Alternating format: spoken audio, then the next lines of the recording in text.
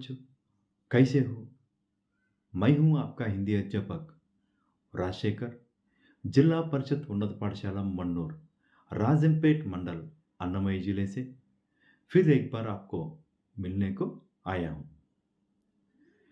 इससे पहले हम रहीम के बारे में और रहीम के दो दोहों के बारे में जान चुके हैं। अब हम रहीम के और कुछ दोहों के बारे में जानेंगे। पाठ के मुख्य विभाग। इस पाठ में 6 मुख्य विभाग हैं। वे रहीम का परिचय, दोहे की परिभाषा, कठिन शब्द, दोहों का विश्लेषण, प्रश्न जवाब और परियोजना कार्य है। इनमें से एक के बाद एक के बारे में जानेंगे। अब हम अपेक्षित लक्ष्य को जानेंगे।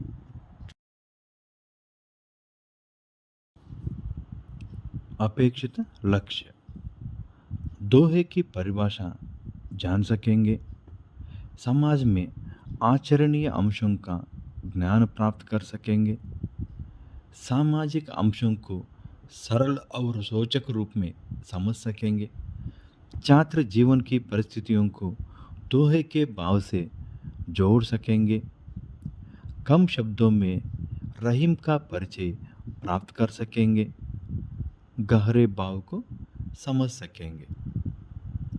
अब पहला विभाग रहीम के परिचय के बारे में जानेंगे। आप सब 8वीं कक्षा में रहीम के बारे में जान चुके हैं ना? फिर एक बार रहीम के बारे में दोहराएंगे। रहीम का परिचय। रहीम का पूरा नाम अब्दुल रहीम खान खाना था। रहीम का जन्म लाहौर में सन 1556 में हुआ। लाहौर अब पाकिस्तान में है। इनकी मृत्यु सन 1627 में हुई। रहीम के पिता भैराम खान थे। वे अकबर के शिक्षक और अभिभावक थे। रहीम की माता सुल्ताना बेगम थी। रहीम ने अरबी, तुर्की, फारसी, हिंदी और संस्कृत में शिक्षा प्राप्त की थी। रहीम के बारे में और कुछ जानकारी जानेंगे। रहीम अकबर के नवरत्नों में से एक थे। इनके काव्य का मुख्य विषय श्रृंगार, नीति और भक्ति था। इनके नीतिपरक दोहे सबसे ज़्यादा प्रचलित थे। रहीम अवधी और ब्रज दोनों भाषाओं के ज्ञाता थे। मदनाष्टक, रहीम सत्सई, श्रृंगार सत्सई, रास पंचाध्यायी, रहीम रत्नावली, भरवई, भाषिक भेद वर्णन रहीम के प्रमुख रचनाएं हैं। अब मैं रहीम से संबंधित कुछ प्रश्न करूंगा, उसका सही उत्तर दीजिए बच्चों। पहला प्रश्न, रहीम का जन्म कहाँ हुआ? ए मैसूर, बी लाहौर, सी राजस्थान, डी दिल्ली। सही उत्तर दीजिए। हाँ, बी लाहौर सही उत्तर। शाबाश बच्चों। अब दूसरा प्रश्न देखिए। दूसरा प्रश्न, रहीम के काव्य का मुख्य विषय क्या था? ये श्रृंगार, बी नीति, सी भक्ति, डी श्रृंगार, नीति और भक्ति। सही उत्तर दीजिए। हाँ, डी श्रृंगार, नीति और भक्ति सही उत्तर। शाबाश बच्चों।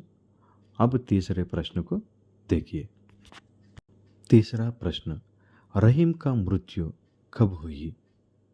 ये 1556 में, बी 1627 में, सी 1527 में, डी 1726 में।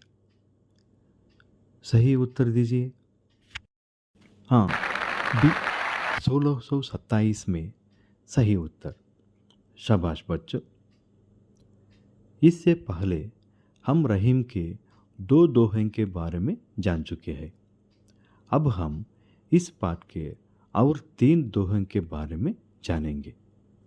आने वाले दोहे के देखिए। बच्चों, मैं इस दोहे को रागयुक्त गाऊंगा। बाद में आप सब मेरे साथ गाने की कोशिश कीजिए। ये कैसा दे सब सदे, सब सादे सब जाए। ये कैसा दे सब सदे, सब सादे सब जाए। रहीमन मुलहिम सिंचबो, फूलै फलै अघाय, फूलै फलै अघाय। ये कैसा दे सब सदे, सब सादे सब जाय। रहीमन मुलहिम सिंचबो, फूलै फलै अघाय, फूलै फलै अघाय। अब मेरे साथ गाइए। ये कैसा दे सब सदे, सब सादे सब जाय। ये कैसा दे सब सदे, सब सादे सब जाय।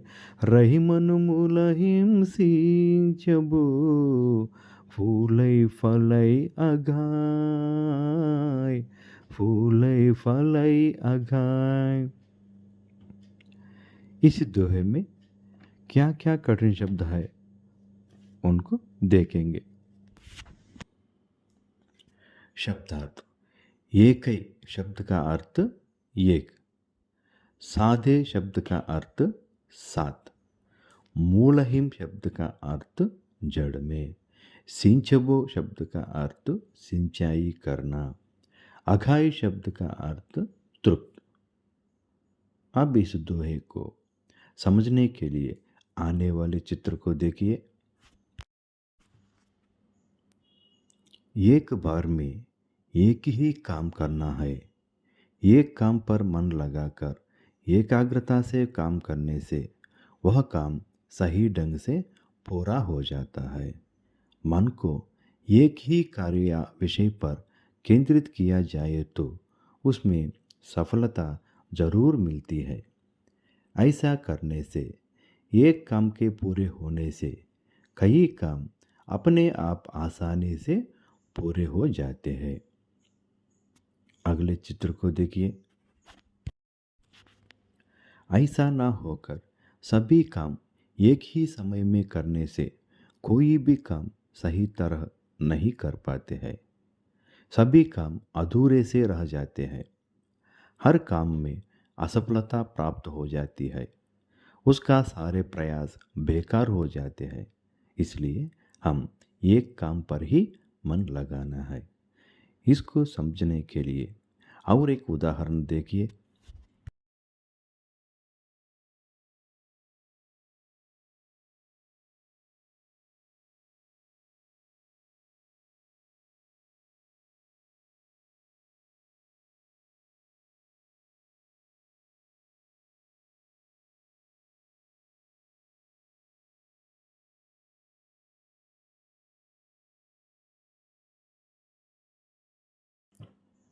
इस चित्र में देखिए, दो नावों पर पाँव रखकर नदी में सफर करने का प्रयत्न करना मुश्किल हो जाते हैं।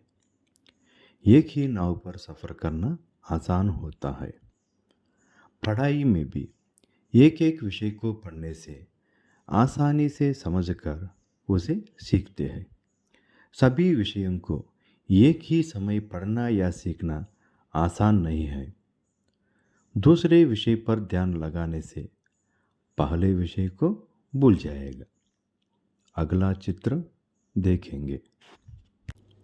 अपने जीवन में एक लक्ष्य रखकर उसे हासिल करने के लिए अपना सब कुछ त्याग करके उसे पूरा करने का प्रयत्न करना है, क्योंकि मूल लक्ष्य प्राप्त होने पर सहायक लक्ष्य सरलता से प्राप्त हो जाते हैं। जो व्यक्ति अपने कई लक्ष्यों को एक समय प्राप्त करने की कोशिश करता है, वह अपने प्रयासों के साथ न्याय नहीं कर पाता है। कोई भी कार्य पूर्णता तक नहीं पहुंच पाता। परिणाम स्वरूप हमारे सभी कार्य अधूरे रह जाते हैं। आने वाले और एक उदाहरण को देखेंगे। एक पौधे में फूल और फल तभी लगते हैं जब उस पेड़ के जड़ में पर्याप्त मात्रा में पानी दिया जाता है। जब जड़ को पर्याप्त पानी मिल जाता है, तभी उसमें फूल और फल लगता है। अब इस दोहे के भाव को रहीम ने इस प्रकार कहा है कि भावार्थ। रहीम जी कहते हैं कि एक बार में केवल एक कार्य ही करना चाहिए। एक काम के पूरा कर लेने से बाकी सारे काम अपने आप ही पूरे हो जाते हैं। एक समय में कई काम करने से साथ कुछ नहीं आता और सभी काम अधूरे रह जाते हैं। जिस प्रकार एक पौधे में फूल और फल तभी लगते हैं जब उस पेड़ के जड़ में पर्याप्त मात्रा में पानी दिया जाता है। जब जड़ को पर्याप्त पानी मिल जाता है, तभी उसमें फूल और फल लगता है। अब हम इस दोहे का भाव आपको कहाँ तक समझ में आया है जानने के लिए मैं कुछ प्रश्न करूंगा, उसके सही उत्तर दीजिए बच्चों। पहला प्रश्न। पहला प्रश्न, रहीम ने एक समय में कितने काम करने को कहा है? ए 4, बी 1, सी 2, डी 3। अब उत्तर दीजिए। हाँ, बी 1 सही उत्तर। शाबाश बच्चों। अब दूसरा प्रश्न देखिए। दूसरा प्रश्न, अघाई शब्द का अर्थ क्या है? ए तृप्त, बी आकार, सी अर्थ, डी समान। जवाब दीजिए बच्चों। हाँ, अघाई शब्द का अर्थ तृप्त। ये तृप्त सही उत्तर। चलिए अब और एक दोहे के बारे में जानेंगे। बच्चों, मैं इस दोहे को रागयुक्त गाऊंगा। बाद में आप सब मेरे साथ गाने की कोशिश कीजिए।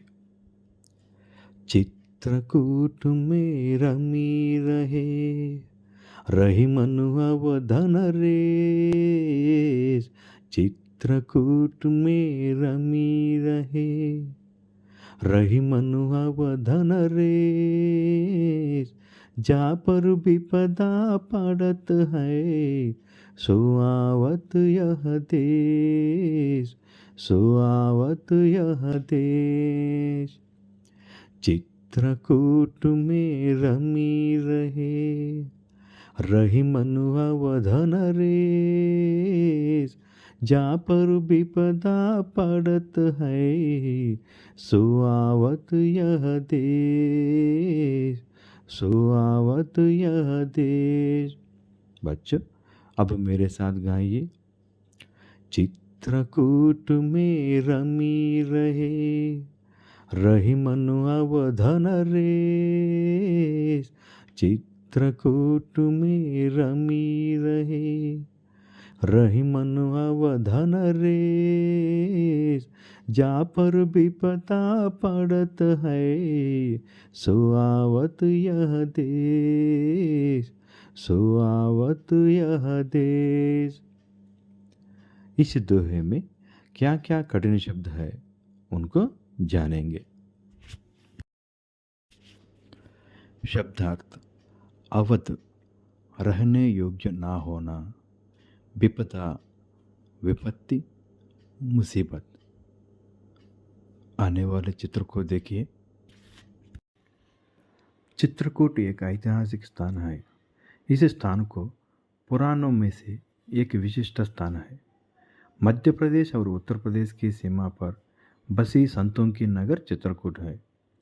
यहीं पर भगवान श्री राम वनवास के दौरान 11 वर्ष 11 मास 11 दिन तक रहे थे। चलिए अब हम श्री राम जी वनवास क्यों गए थे, वनवास के कारण को जानेंगे।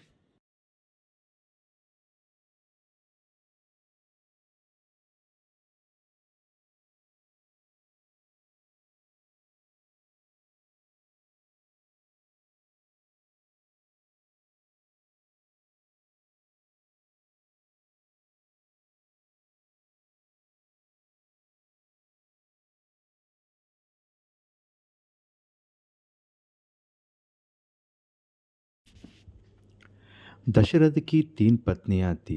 वे कौशल्या, सुमित्रा और कैकेयी। उनके 4 पुत्र थे। कौशल्या से राम, सुमित्रा से लक्ष्मण और शत्रुघ्न और कैकेयी से भरत थे। राजा दशरथ अपने पुत्र राम को अयोध्या का अगला शासक नियुक्त करने का निर्णय लिया। दासी मंथरा के बहकावे में आकर कैकेयी ने राजा दशरथ से ये वचन मांगा। उन्होंने अपने बेटे भरत के लिए राजगद्दी तथा राम को 14 वर्ष वनवास देने की वचन मांग लिया। अगला चित्र देखिए।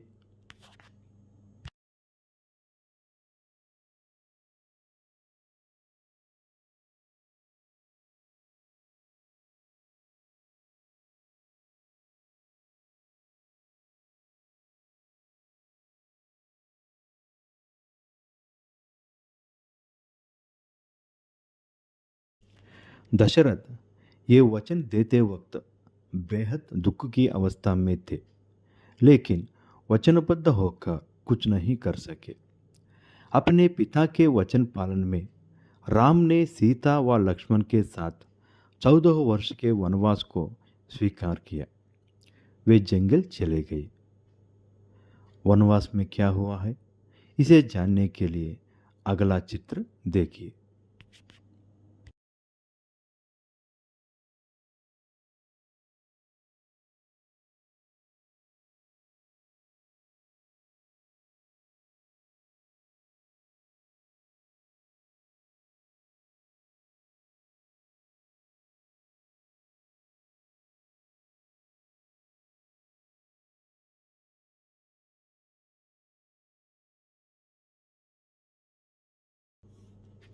उस वनवास के समय भगवान राम ने सीता और लक्ष्मण समेत चित्रकूट में बिताया था।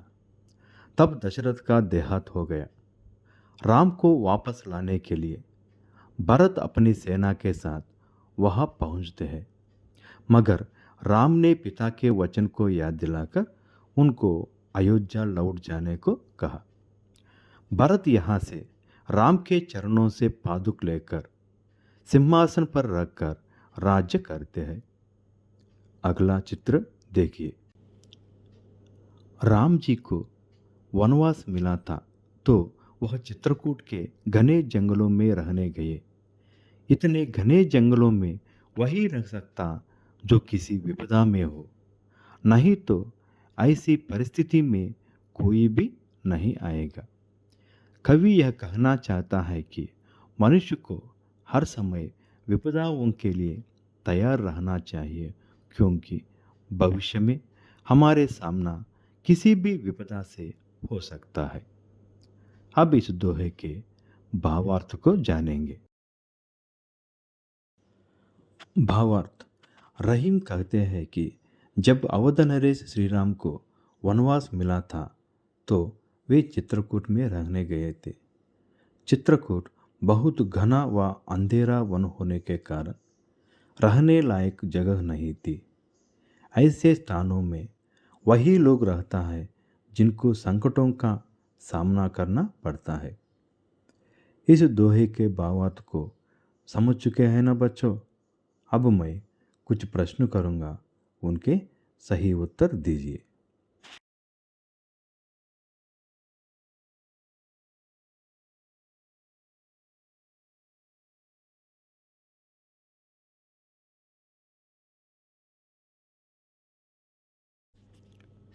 पहला प्रश्न, चित्रकूट में कौन रहने गए थे?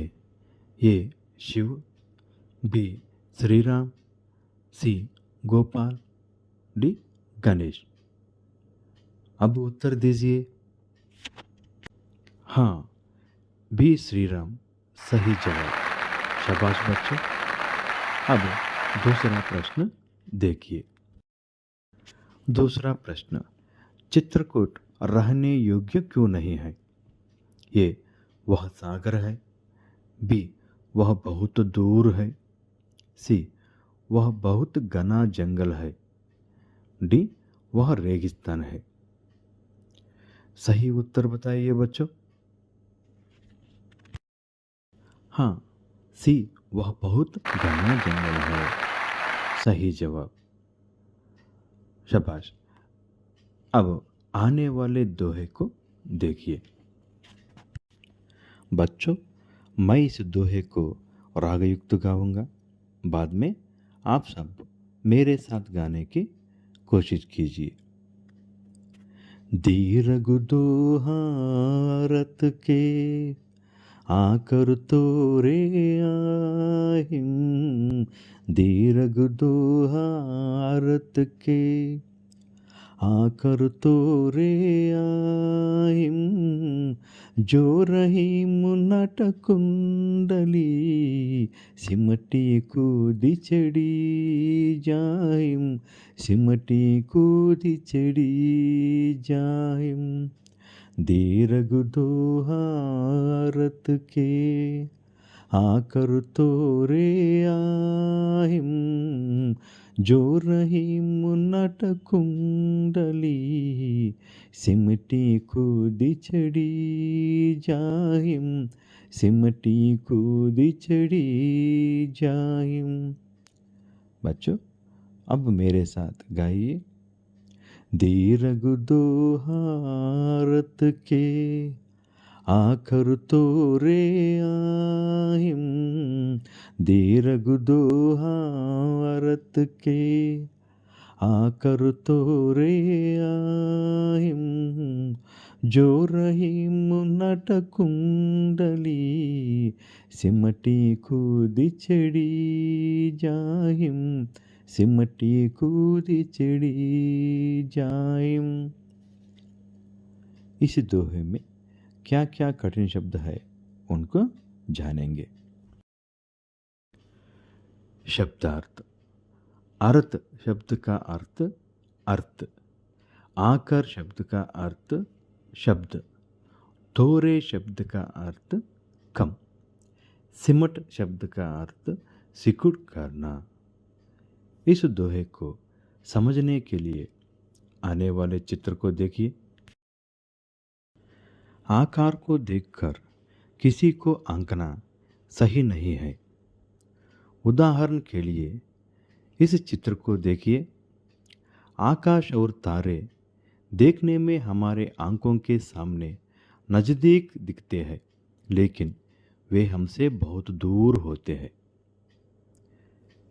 सागर भी देखने में प्रशांत और निर्मल दिखते हैं, लेकिन उसकी गहराई बहुत ज़्यादा होती है। और एक उदाहरण के लिए अगला चित्र को देखिए। वज्र देखने में छोटा लगता है, लेकिन उसका मूल्य ज़्यादा होते हैं। ज्ञानी लोग भी सीधे साधे होते हैं, लेकिन वे बहुत ज्ञानवान होते हैं। आने वाले चित्र को देखिए। सिर्फ उसी प्रकार दोह में भले ही कम अक्षर या शब्द होते हैं, परंतु उनके अर्थ बड़े ही गूढ़ और दीर्घ होते हैं। कम शब्दों में बहुत सारी बातें छिपी होती है। रहीम जी कहते हैं कि दोहों को उनके आकार से नहीं आंकना चाहिए, क्योंकि उनका आकार तो छोटा हो सकता है, परंतु उनके अर्थ बड़े ही गहरा और बहुत कुछ कहने में समर्थ होते हैं। इसके बारे में कवि ने एक उदाहरण बताया है। अगला चित्र देखिए। जैसे कोई नट अपने बड़े शरीर को कुंडली मारकर सिमटा लेने के बाद छोटा लगाने देता है, जिससे उसके सही आकार का अंदाजा नहीं लग पाता, वैसे ही किसी को उसके आकार से नहीं आंकना चाहिए, क्योंकि आकार से किसी की भी प्रतिभा का सही अंदाजा नहीं लगता है। अब इस दोहे का भावार्थ को जानेंगे। भावार्थ। रहीम कहते हैं कि दोहे में शब्द भले कम हो, लेकिन उनके अर्थ बहुत गहरे और कम शब्दों में पूरी बात कह देते हैं। ठीक उसी प्रकार कोई नट अपने खेल के दौरान में अपने बड़े शरीर को सिमटाकर कुंडली मार लेने के बाद छोटा दिखाई देता है, जिससे उसके सही आकार का अंदाजा नहीं लग पाता। इसलिए किसी को उसके आकार से नहीं आंकना चाहिए। बच्चों, अब इस दोहे से संबंधित कुछ प्रश्न करूंगा, उसके सही उत्तर दीजिए। दोहे कैसे होते हैं? ये बड़े, बी बिना अर्थ के, सी लंबे होते हैं, डी कम शब्द में। सही उत्तर दीजिए बच्चों। हाँ, डी कम शब्द में सही उत्तर। शाबाश बच्चों। अब अगला प्रश्न देखिए। प्रश्न, किसको देखकर नहीं आंकना चाहिए? ये आकार, बी मुंह, सी आंख, डी हाथ। सही उत्तर दीजिए। हाँ, ये आकार सही उत्तर। शाबाश बच्चों। अब हम इस पाठ को सीखने के बाद प्राप्त की गई दक्षताओं के बारे में जानेंगे। सीखने के बाद प्राप्त की गई दक्षताएं। दोहे की परिभाषा जान सकते हैं। समाज में आचरणीय अंशों का ज्ञान प्राप्त कर सकते हैं। सामाजिक अंशों को सरल और रोचक रूप में समझ सकते हैं। छात्र जीवन की परिस्थितियों को दोहे के भाव से जोड़ सकते हैं। कम शब्दों में रहीम का परिचय प्राप्त कर सकते हैं। गहरे भाव को समझ सकते हैं। अब मैं कुछ प्रश्न देता हूँ, इसे अपने पाठ्यपुस्तिका में लिखकर अपने हिंदी अध्यापक को दिखाइए। प्रश्न ये है। पहला प्रश्न, एक को साधने से सब कैसे सध जाता है? दूसरा प्रश्न, अवध नरेश को चित्रकूट क्यों जाना पड़ा? तीसरा प्रश्न, नट किस कला में सिद्ध होने के कारण ऊपर चढ़ जाता है? बाकी दोहों को अगले कक्षा में देखेंगे। धन्यवाद।